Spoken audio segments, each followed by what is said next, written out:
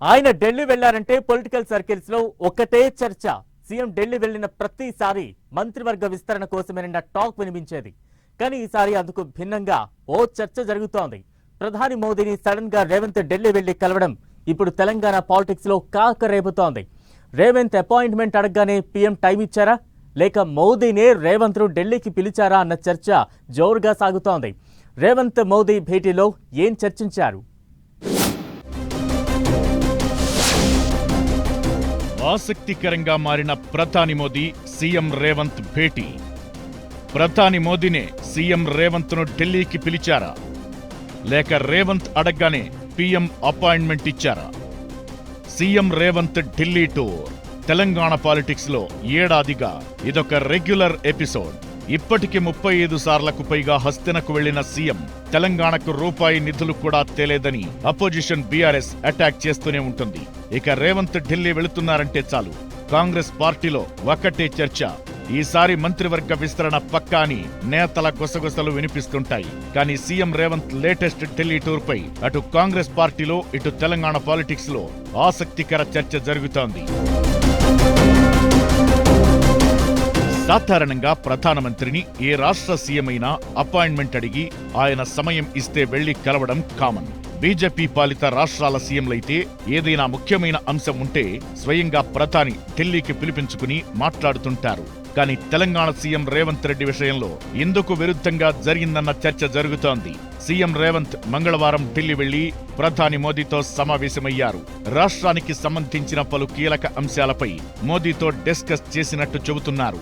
అరగంట పాటు జరిగిన సమావేశంలో మెట్రో 2వ దశ, మూసీ పునరుజ్జీవం, future city, regional ring road వంటి ప్రాజెక్టులకు సహకారం కావాలని సీఎం మోదీని రిక్వెస్ట్ చేసినట్లు ప్రభుత్వ వర్గాలు చెబుతున్నాయి. గతంలో 2 సార్లు సీఎం రేవంత్ ప్రధాని మోదీతో ఇలా సమావేశమైనా ఈసారి మాత్రం కాస్త భిన్నంగా భేటీ జరిగిందని అంటున్నారు. అందులో మరీ ముఖ్యంగా సీఎం రేవంత్ రెడ్డిని ప్రధాని మోదీ స్వయంగా అపాయింట్మెంట్ ఇచ్చి మరీ పిలిపించుకుని మాట్లాడారని ఢిల్లీ వర్గాలు చెబుతున్నాయి. రొటీన్ కు భిన్నంగా ప్రధాని మోదీనే రేవంత్ రెడ్డికి కొన్ని సూచనలు చేశారట. సాధారణంగా ఏ రాష్ట్ర సీఎం ఢిల్లీ వెళ్లినా తమ రాష్ట్రానికి ఏం కావాలో చెబుతూ వినతి పత్రాలు ఇచ్చి వస్తుంటారు. కానీ ప్రధాని మోదీ రివర్స్ లో సీఎం రేవంత్ ముందే కొన్ని ప్రతిపాదనలు ఉంచారన్న టాక్ ఆసక్తికరంగా మారింది. 2016 నుంచి ప్రధానమంత్రి ఆవాస్ యోజనకు సంబంధించి రాష్ట్ర వాటా, ప్రాజెక్టుల భూసేకరణ నిధుల పెండింగ్, భువనగిరి ఎయిమ్స్ ఆసుపత్రికి ఇవ్వాల్సిన 1300 కోట్లు, రైల్వే ప్రాజెక్టుల భూసేకరణ, ఇతర పెండింగ్ అంశాలను రేవంత్ దృష్టికి తీసుకొచ్చారట మోదీ. ఇలా రేవంత్ వినతి పత్రం తీసుకున్న ప్రధాని రేవంత్ ముందు ఇలాంటి ప్రతిపాదనలు ఉంచడంతో అసలేం జరుగుతోందన్న చర్చ మొదలైంది.